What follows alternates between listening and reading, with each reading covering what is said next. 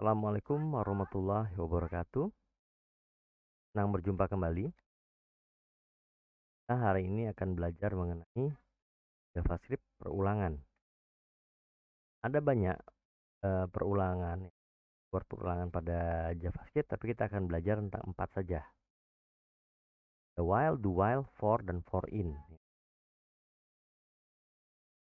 Pada while, kita buat ya, kita buat variabel awal ya, nilai 0 dalam urutan. Kalau kita mau melakukan perulangan, ya bagusnya kita tandai dulu and write start. Ini untuk membuat while ini akan terus melakukan perulangan selama kondisinya terpenuhi. Ini kita buat selama urutan nilainya tidak sampai dengan 10, dia akan terus berulang. Kita akan membuat dia akan mengulang sintaks ya, yang menulis nomor urutan misalnya ya,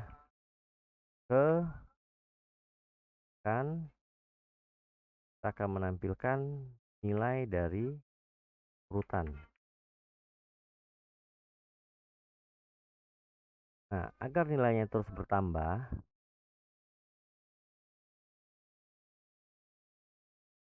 oh ya, saya maunya yang pertama nomor 1 ya. Agar nilainya terus bertambah, kita menggunakan plus. Jadi ditambah terus nilainya. Tambah terus, kemudian dia akan menampilkan nilai yang sudah ditambahkan tersebut. Kalau kita lihat di sini, saya akan tandai di mana dia A ya.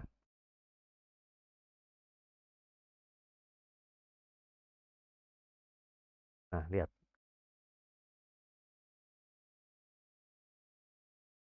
Start, nomor urutan. Oh iya, ini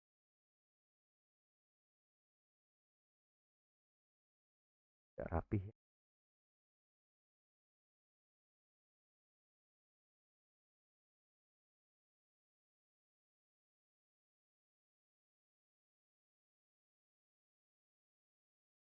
Oke, lihat ya. Jadi start pada saat dia mulai, ini belum mulai iterasi. Kemudian yang menampilkan tulisan nomor urutan dari 1 sampai pada saat nilai urutan ini bertambah sampai dengan 10, dia akan cek lagi kondisinya. Ternyata tidak memenuhi kondisi ini. Dan kemudian dia berhenti. Ya. Ini while. Sekarang kita akan belajar do while. Kalau while dia bersama kondisi, dia akan cek setelah perulangan selesai, dia akan cek. Kalau do while, perbedaannya ada dilakukan. Nah, untuk melihat perbedaannya paling mudah kita copy saja lagi ini. Lagi. Nah, karena sudah deklarasikan, kita hanya kembalikan nilainya ke 0 ya. Ini saya tambahkan while start ya. Ini kita tambahkan do while start ya. Kita tahu bedanya di mana. Nah, di sini kita ulang sama. Nah, tapi kita mau lakukan terlebih dahulu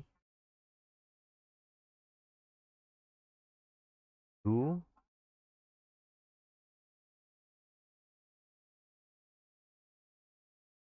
while ya. Perbedaan aja dilakukan terlebih dahulu, baru kemudian ditampilkan. Do while urutan 1, 2, 3 nah, sampai dengan 10. Nah, sekarang coba kita ganti ininya ya, di posisi urutannya. Ini kan sama kan?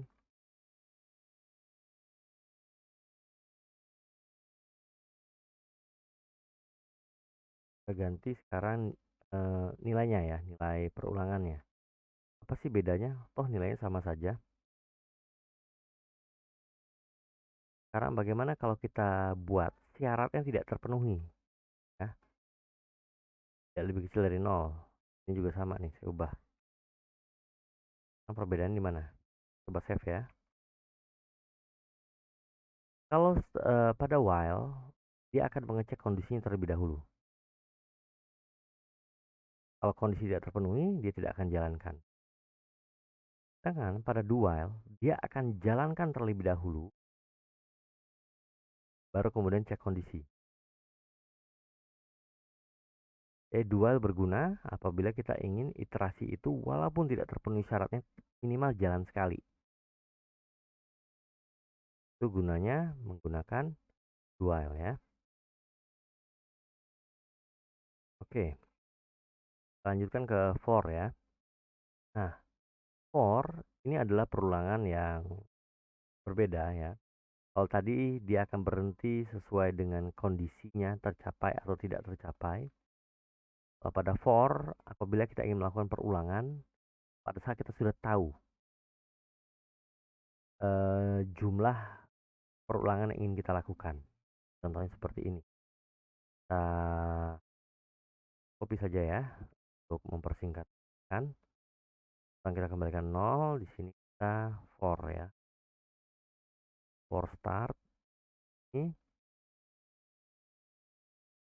kita akan membuat for.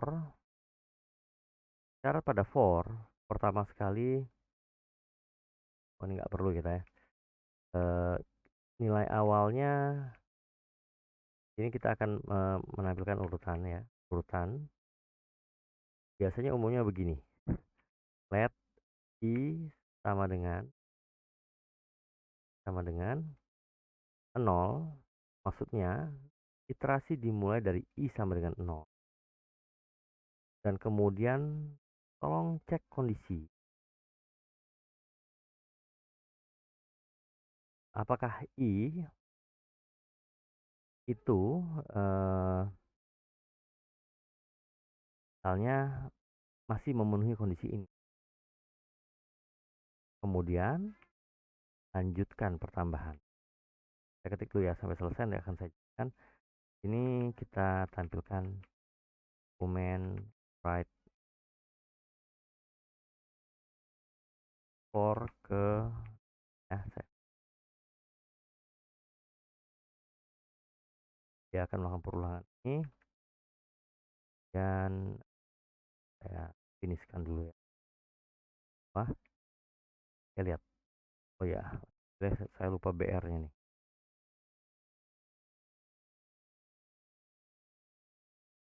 Nah, ini ya. For start 0 sampai dengan 9. Pada saat syaratnya i kurang dari 10 terpenuhi, dia berhenti. Nah, tapi jalannya begini sebetulnya. Pertama sekali kita inisiasi nilai i. Oh.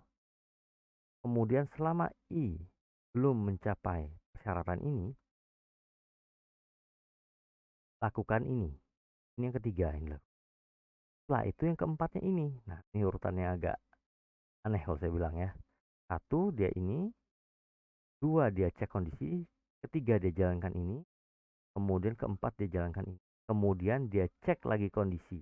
Nilai ini hanya di awal digunakan. Cek kondisi. Jika terpenuhi, dia lakukan lagi ini dan kemudian lakukan tambahkan ini. Itu seterusnya sampai dengan selesai. Dan kalau kita sudah tahu perulangan mau dilakukan berapa kali, for ini bagus. Kemudian kita mengenal yang namanya for in. Kan saya copy lagi aja ya. For in. For in ini perbedaannya adalah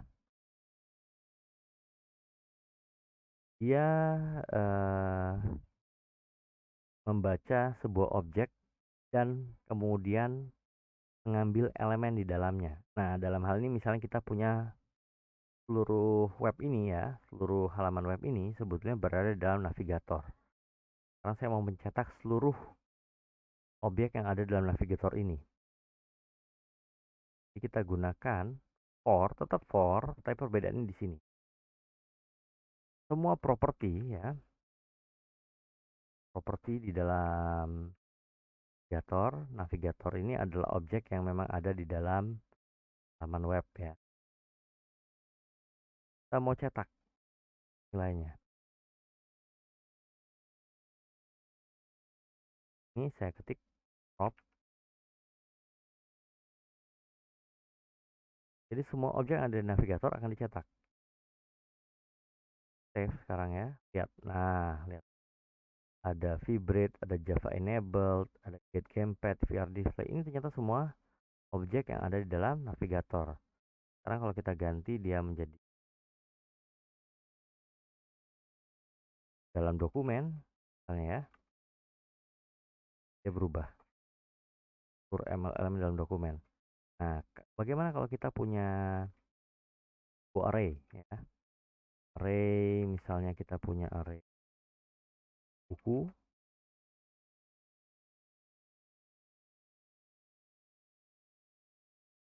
ya,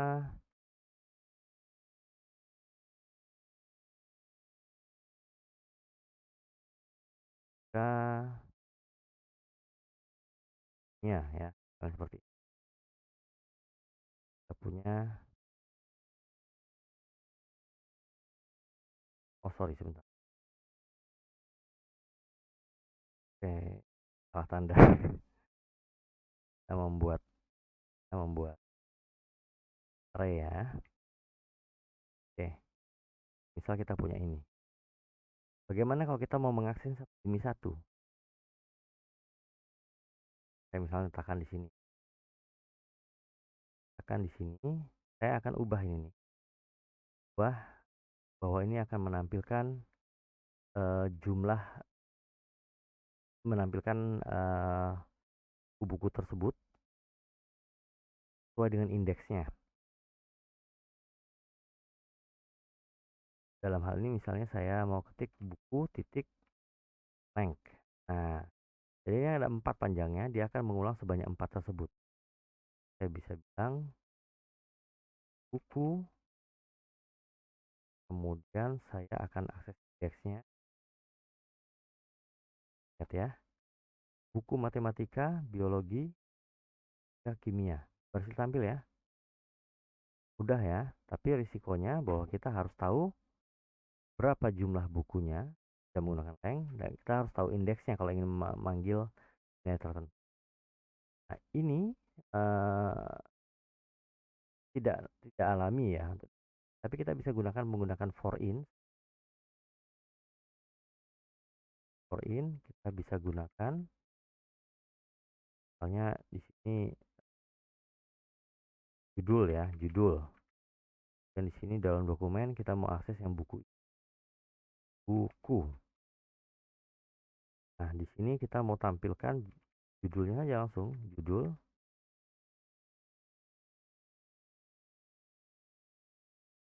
Dia akan mengakses seluruh nilai yang ada di dalamnya. F, oh salah, indeks jadi.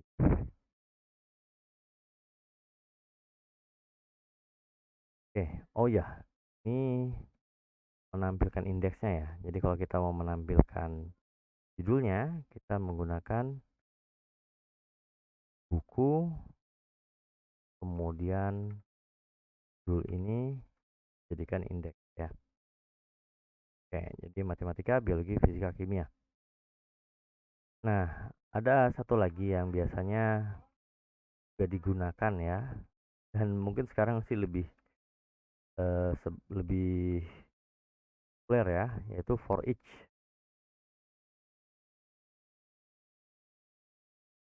For each ya, kita gunakan for each. For each ini lebih hapus dulu ya, sederhana dalam menggunakannya. Pertama kita sebutkan dulu array yang digunakan. Nah, ini buku ya. Kemudian kita ketik for each. Nah, ini judul kita gunakan untuk menampilkan. Nah, yang kita gunakan fade arrow di sini ya. Dokumen right,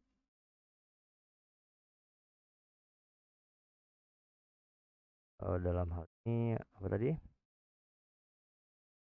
Judul plus. Nah, seperti lebih sederhana. Baik, sekian untuk perulangan, saya cukupkan. Assalamualaikum warahmatullahi wabarakatuh.